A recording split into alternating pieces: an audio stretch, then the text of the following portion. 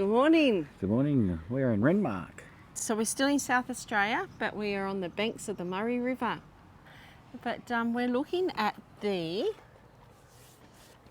Paddle steamer. PS Industry paddle steamer.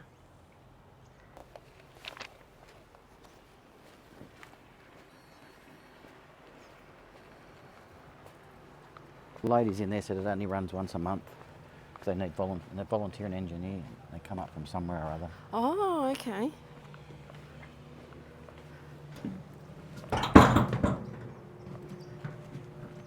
Look at the engine there.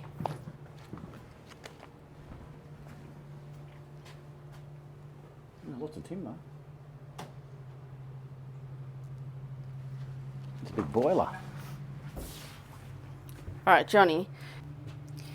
So this was built in 1911 in Goolwa, which I think where Stormboy was, Goolwa. And it retired in 1969, but still goes out, like you said, once a month? Yep. Once a month? Okay. It says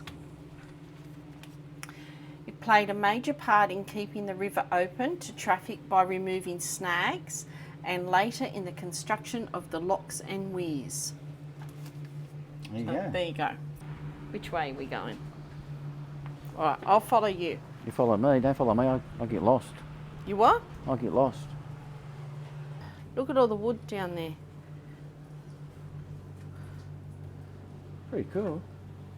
Pretty cool. They run out of wood halfway around. I don't know. Oh, look at the thing, John. It's from Glasgow. Glasgow, it is too. Do you reckon we can go down there? I wouldn't imagine. I'm not walking down those stairs. I would imagine you can't go down there. But yeah, look, full steam ahead, half, slow. Crew only up this way, take only further than the front.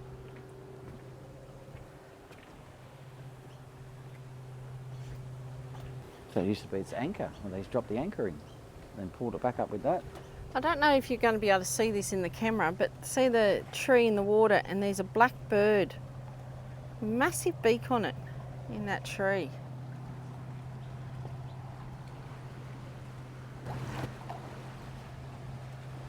Oh, we're going to start to rock, John.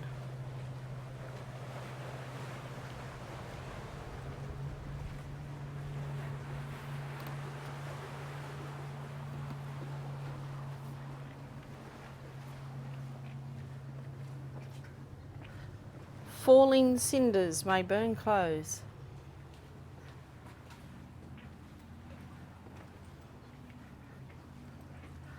Watch these stairs. You see the paddle wheel through here? All still timber, eh? What is it? Oh, wow. The paddle. How basic is that? That's cool.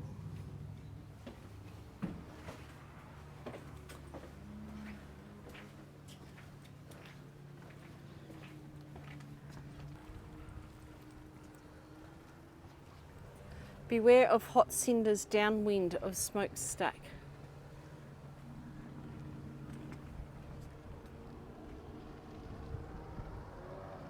We can go upstairs as well.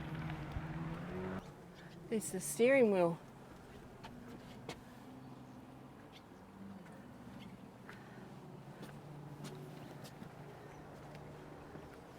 Oh, holding the selfie stick. Again. I don't know if you can see in there. It's the old big steering wheel. I don't think they make them like that anymore. They've got little joysticks in the new cruisers. Thank you.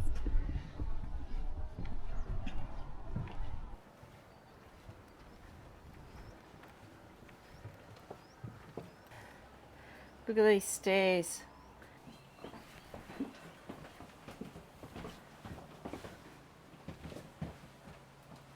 Watch your head, John. No smoking.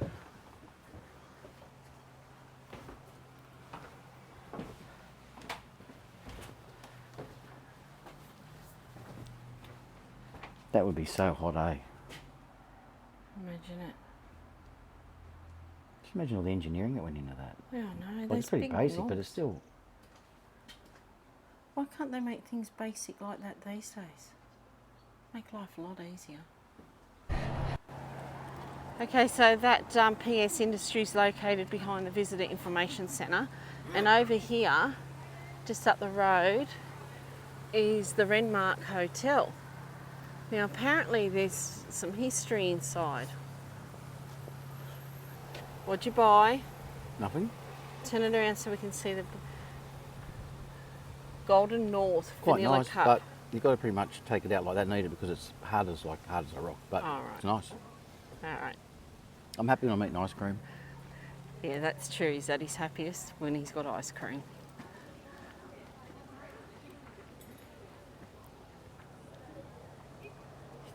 So from what I can see, if you go upstairs, there's history. Is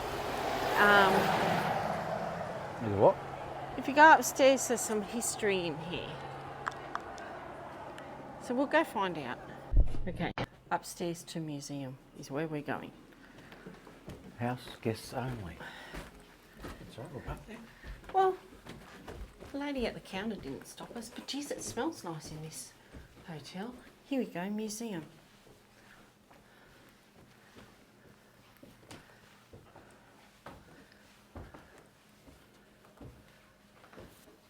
Here we go, look at this. Ooh. That's what they were, little bellboys. Renmark Hotel Museum bellboy. I think you'll be waiting for a while for him to be seated. His name's Raymond Maxwell Green. Is that anything special? I don't know. Well, they've got his name there. Oh, okay. I thought there was something significant. It says, born on the 27th of May 1925, died the 7th of March 1953. Employed as a bellboy and later as a waiter at the Renmark Hotel. The other thing John's happy with, well, at his happiest, is when I find things for free, and this museum's free. Yeah, and chocolate milkshakes. Well, that's not free. No, that's not free. Yeah, but yeah. And prawns. And prawns, yeah. All right, let's go in the first room.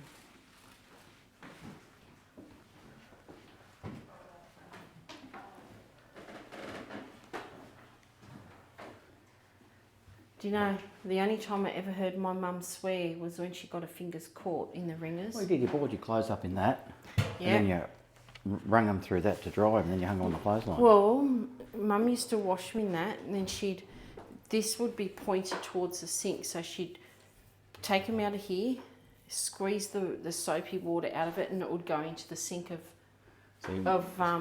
We didn't have one of those. Our parents weren't as old as yours. No, well, they weren't either.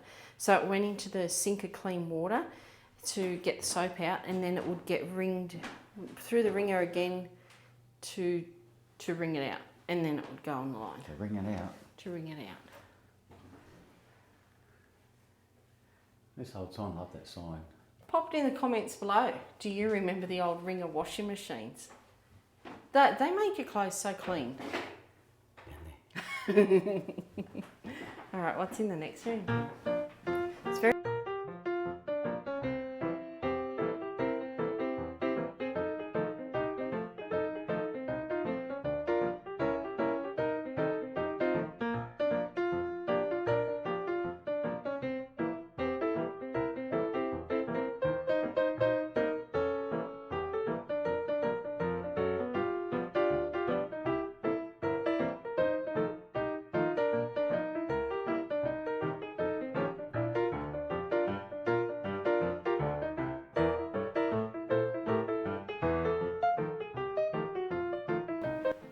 Oh, look everyone, John's got a different shirt on. Turn around, John. Look, see, different shirt. Okay, he does have them. Oh, yeah, but we do.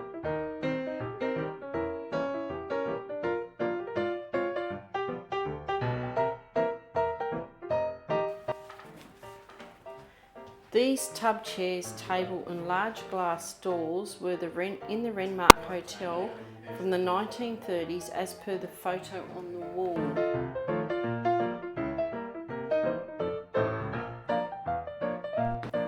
There's one other thing we've got to show you.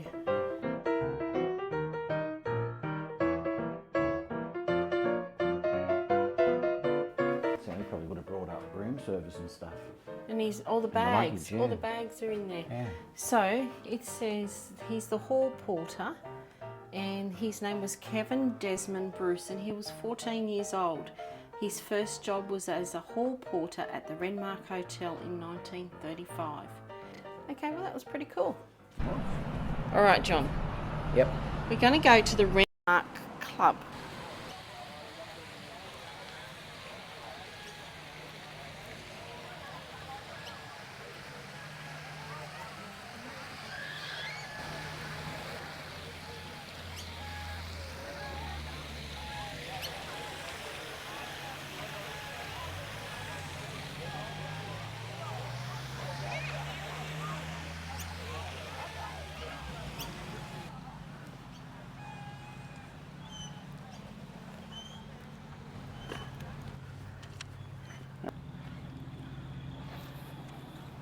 True stories.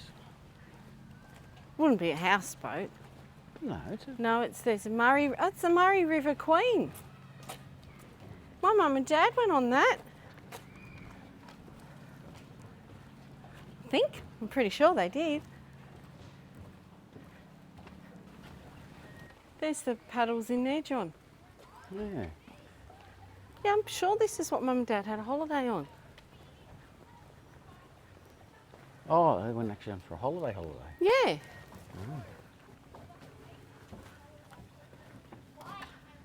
Like it's seen better days. Yes, hasn't it?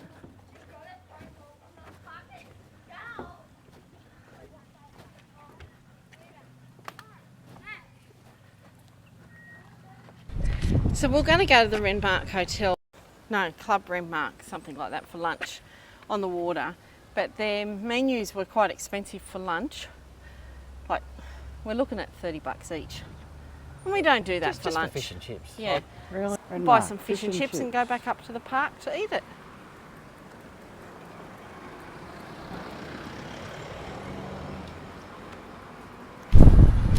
So went in and we got 2 pieces of fish, a small chips, 2, they call them potato cakes in South Australia, 2 potato scallops, and a can of Coke, and it was $27. Yeah. We'll tell you what the fish and chips are like anyhow.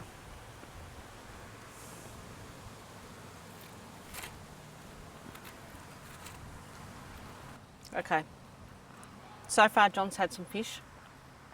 Yeah, pretty good. And the chips were nice. Okay. So to finish that off, just to give you a final thought. My fish was burnt underneath. It was very oily. The chips, lovely. The chicken salt on the chips were lovely. Too oily. But the fish and potato scallops were very oily. I wouldn't go back. And my fish was rubbery. Tasted nice at first, but the other end of the fish was rubbery. Yeah. Anyhow, we don't normally complain about food. We normally tell you good food, but we thought, you know what? We'll tell you our experience. Yep. And Honest. yeah, Not whinging, just honest. just honest. So this is how much we've left.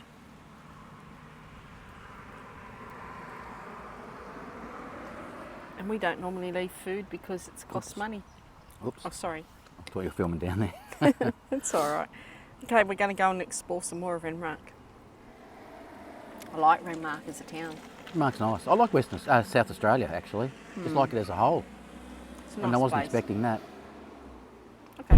While we're sitting here, and just before we change the battery, I forgot to tell you something about that Renmark Hotel.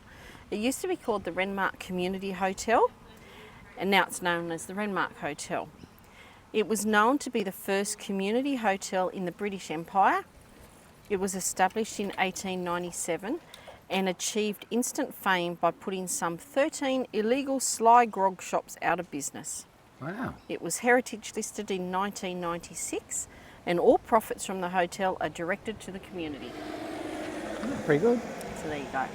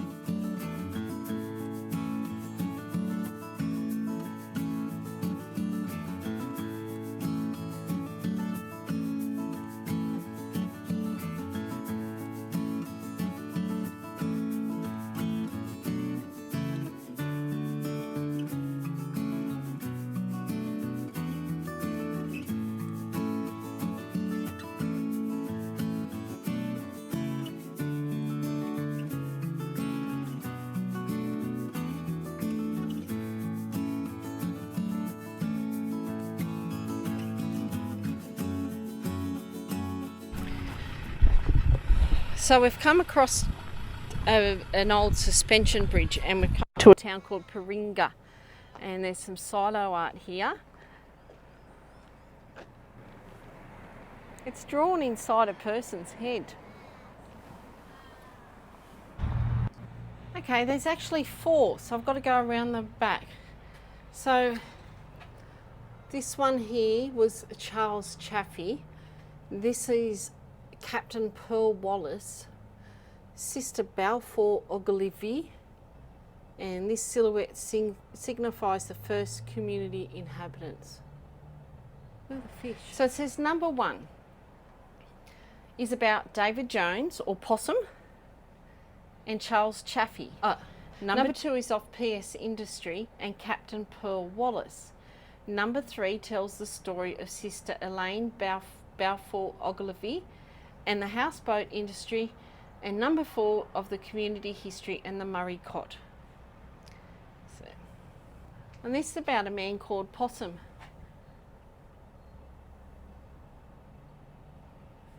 That would be interesting to Google up, a man called Possum. This is Charles Chaffey here. And he had something to do with the irrigation in the area. But anyhow, I want to go look at the other 2. Oh, hang on, I just got to see Sister Elaine Balfour Ogilvy, 1912 to 1942, because she was a nurse. She was born one of 5 children to Harry L.S. Balfour Ogilvy and Jane Keyes. She began her nursing training in the Adelaide's Children's Hospital, and in 1940 enlisted in the AIF as a sister in the Australian Imperial Nursing Services. In 1941 she embarked for overseas service.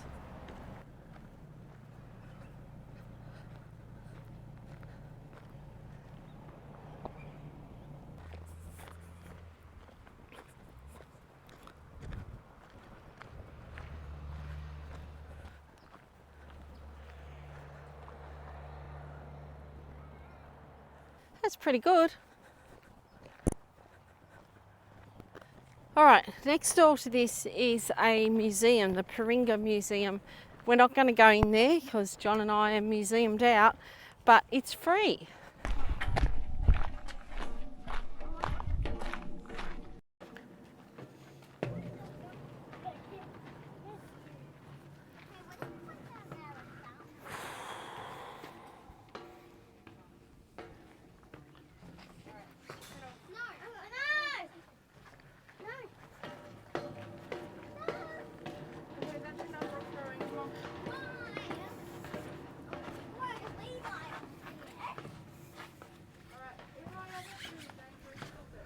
Oh, it's a bit high up here. Careful when you get out there, Tom might come off.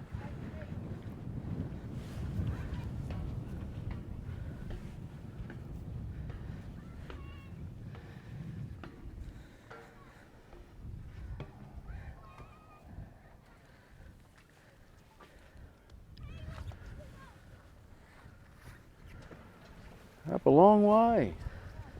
Look at see the boat coming up that way? I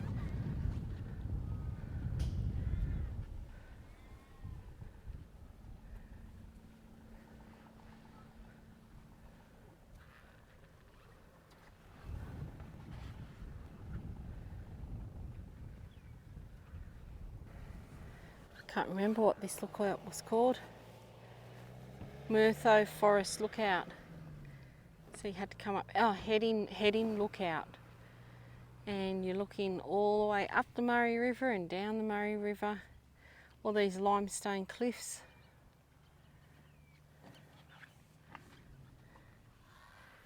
Look, this all caving in down there. How pretty is that red? We're at Lock 5. Lock 5. And there's a suspension bridge down here, the Paringa Suspension Bridge. So let's have a look. Okay, let's go. Yeah. Oh, no, there's more Oh, house. that's it up there, isn't No, it? it's more houseboats. Houseboats everywhere here.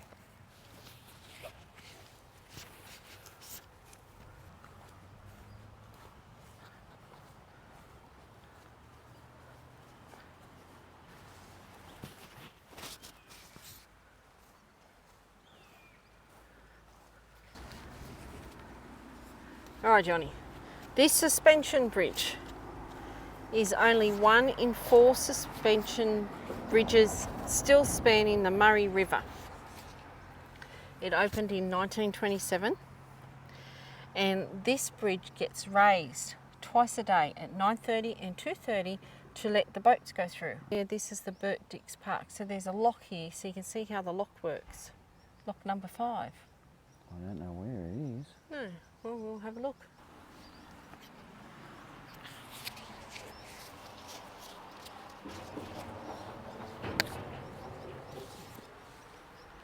This is such a nice park. It's the Burt Dix Memorial Park. We're trying to find where these locks are. Lock number 5.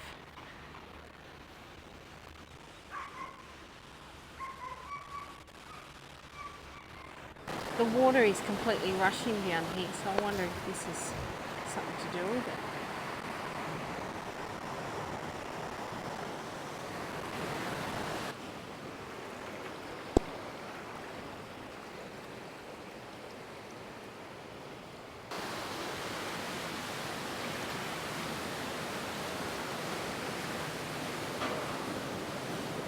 Oh, this is it. You found it.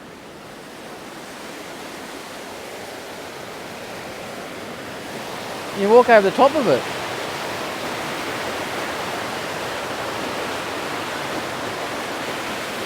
What? On the other side there, it's so gentle. Yeah.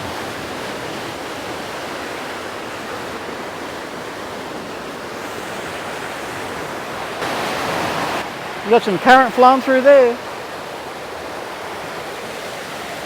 Look at it go.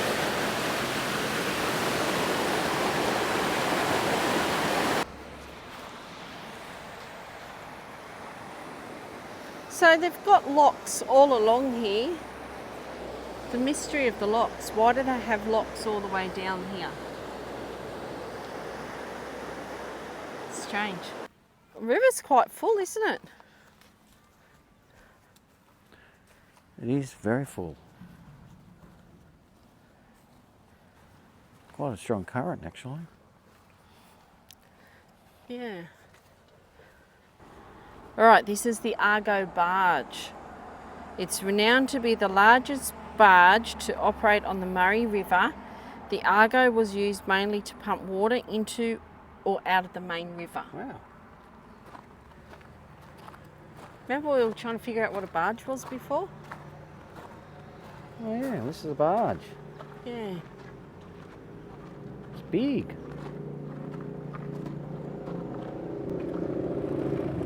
I wonder if you can get on it. I doubt it. Look at the rudder. Is that a rudder? Yep. It looks like a gate. Looks like a fence, a gate, yeah. These must be all the men that drove it, maybe.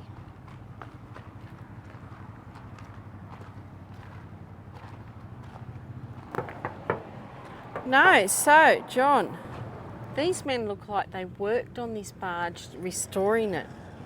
Because this man here is Clacker John. He's 88, retired pharmacist. He helped replace 90% of the rotten timbers. We handmade 3,000 bolts to hold the planks. In my head I was thinking this will never float. Seeing the Argo leave the dry dock was worth all the agony, he said. Oh, so it actually floated. And this fellow, oh, Jeff Kohlberg was 70, born on Fishing Reach and legally blind. He was a motorsport enthusiast and considered himself one of the lucky ones. There's none of them left, you know. This was bought from upriver and God knows what would have happened if we hadn't done it, he said. And this is 84-year-old Robert Tucker and self-described Argo barge General Dog's Body. It's important because they're not making any more barges like this. You won't find any left around that you can restore because they're all past the point of no return. The big wheel on the front. It is big, isn't it?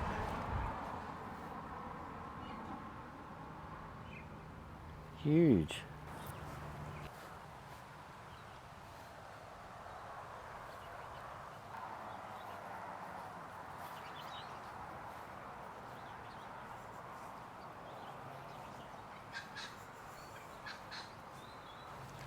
So this is Chaffey Homestead.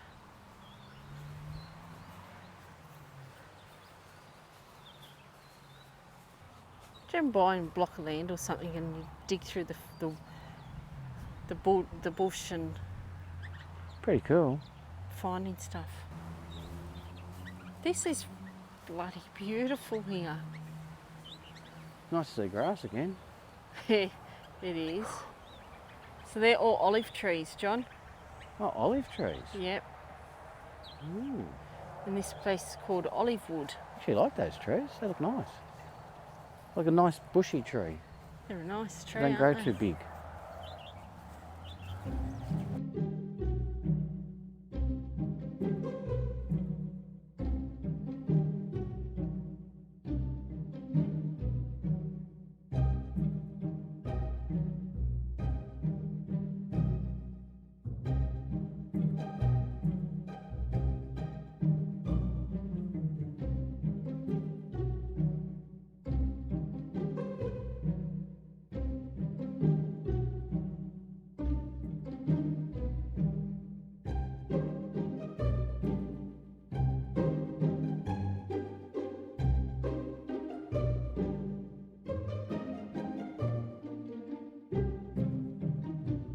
Same old museum.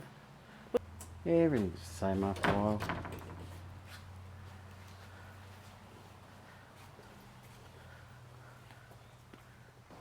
Look at this thing. Yeah, I wonder if you have to turn that. It's Obviously, like for wheat or something, do you reckon? yeah, they would have. Oh no, it's the olive crusher.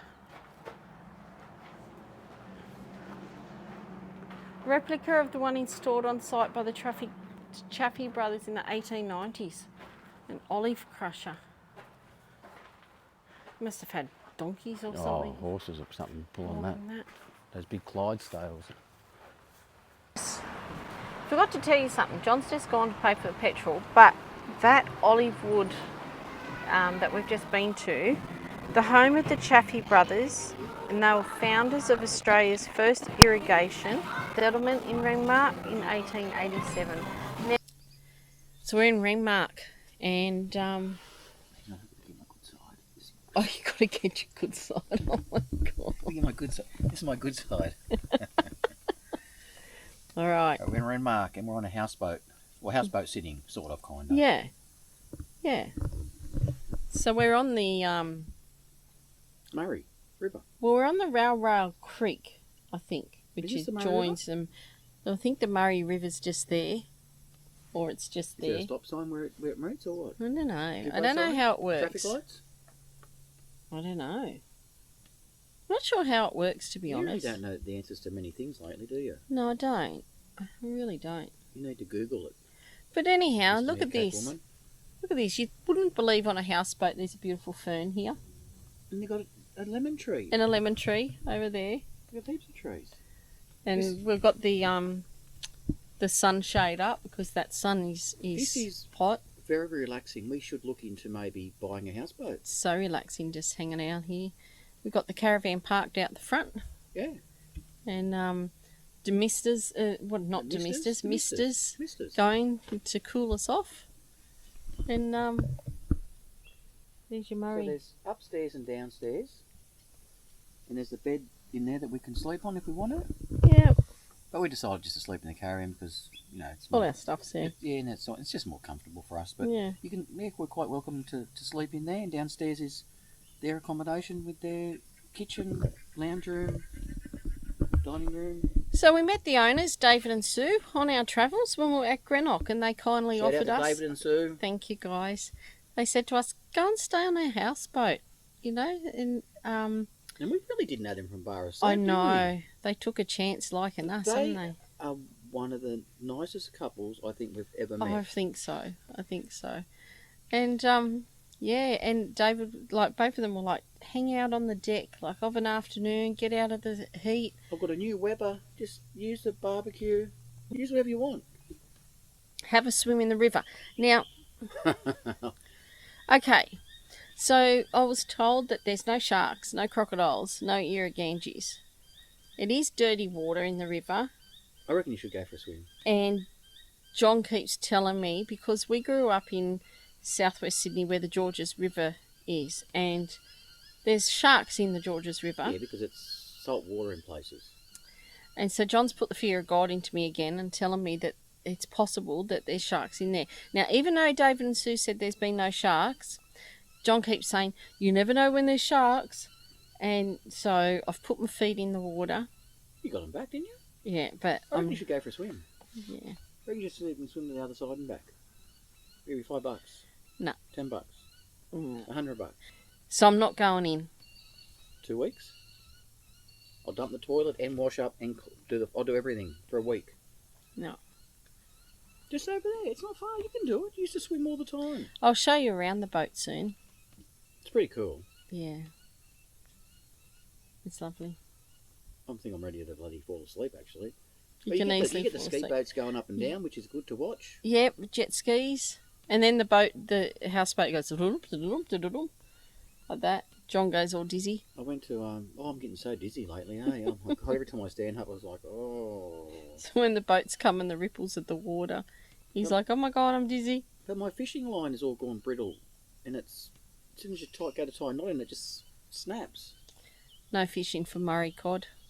Maybe we should just, no, they'll just break off. Yeah.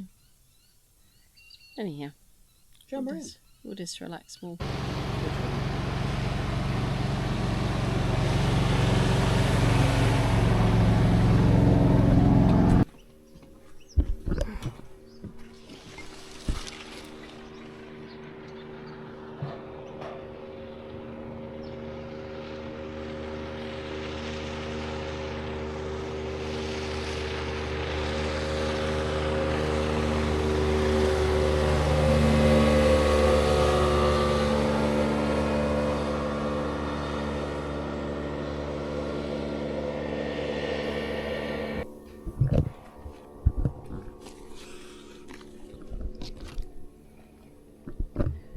Right now, I actually wish I liked lemon because they smell so good.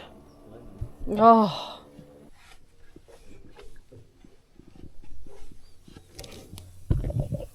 Bye. Bye. Watch your head. I'm being good. I'm going backwards down the stairs. Otherwise I'll get into trouble. See? Upstairs. Into house. On the deck.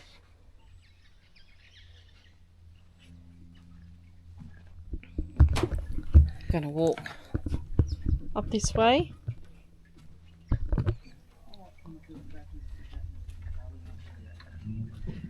On this way, like this. On we go.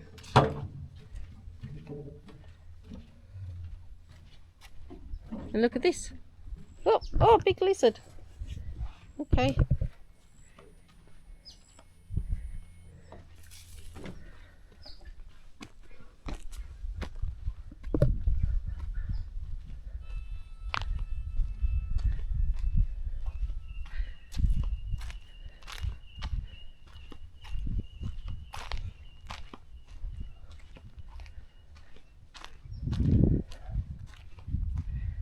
All the other houseboats there.